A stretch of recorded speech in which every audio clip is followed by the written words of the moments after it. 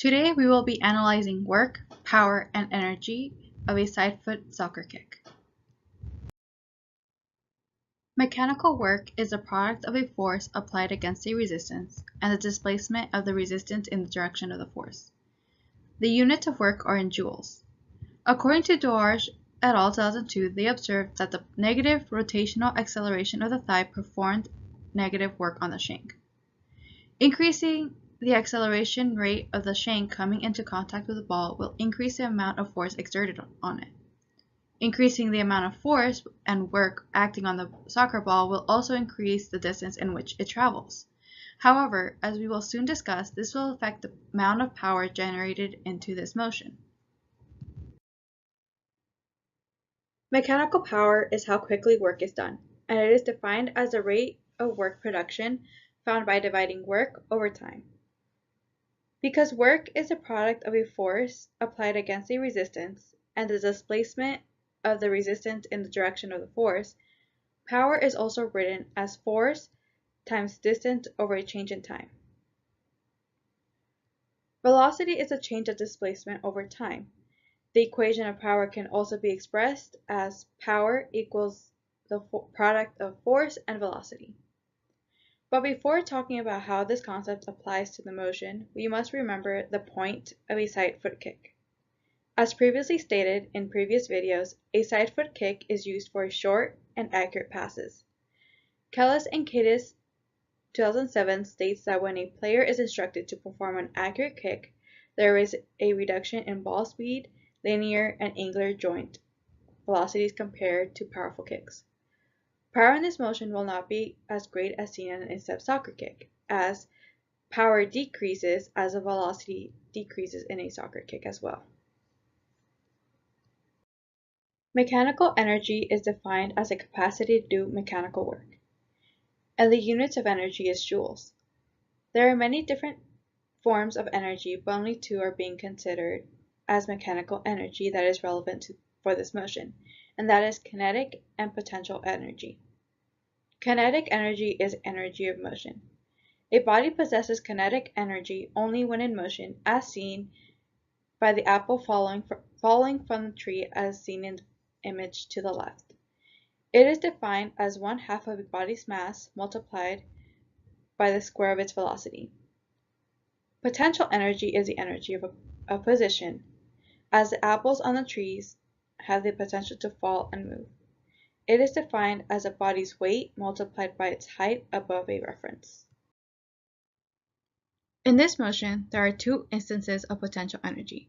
The first is the soccer ball, as it is at rest and has the potential to move after the collision between the foot and the ball.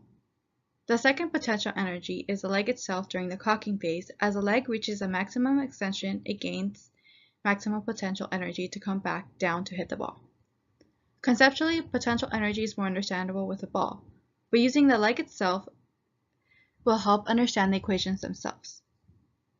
We must remember that potential energy is mass times gravity constant times the height. Mass in this case will be the mass of the foot or the leg. Gravity is 9.81 meters per second and is pointed downwards. The height will be the height of where the ankle joint is towards the floor, as seen in the images below. Kinetic energy of the leg is seen during the impact phase as it strikes down to hit the ball, and after it is hit, the ball gains kinetic energy as it moves from its stationary position. The kinetic energy of the ball will depend on various factors: the mass of the soccer ball and the velocity in which it is hit by the leg. According to FIFA, they have approved two different types of ball sizes: ball size 4 and 5. A 5-size ball is used for athletes 12 years and older and must have a weight between 420 and 445 grams. However, another factor must be considered for a soccer ball: ball pressure. The ball pressure must be at 0.8 bar, as this can affect the weight of the ball. Now let's look at how the mass of the ball will affect the kinetic energy. For the first scenario, we have a mass of the ball being 0.445 kilograms and a velocity of 10 meters per second. This will have a kinetic energy of 22.25 joules. For the second ball, we have a mass of 0.420 kilograms and a velocity of 10 meters per second. This ball will have a kinetic energy of 21 joules.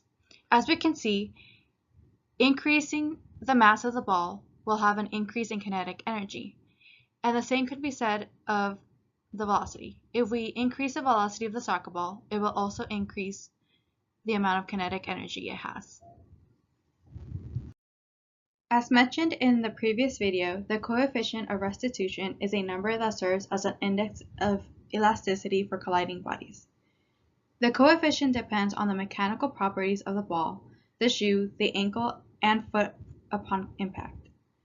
According to Duarge et al. 2007, a small difference in extension and stiffness of the ankle joints would probably alter the mechanics of the collision, thereby causing the coefficients of restitution to differ between kicks. At one point or another, we have all experienced fatigue during a workout or during an athletic event. But what is fatigue and what does it do to our actions?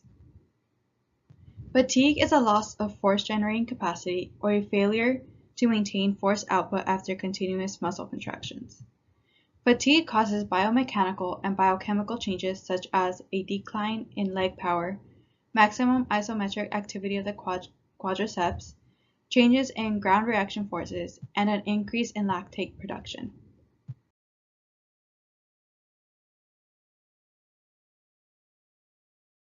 Thank you all for watching and following along with me. If you have not done so by now, please hit the subscribe button below to my channel for more videos and analysis.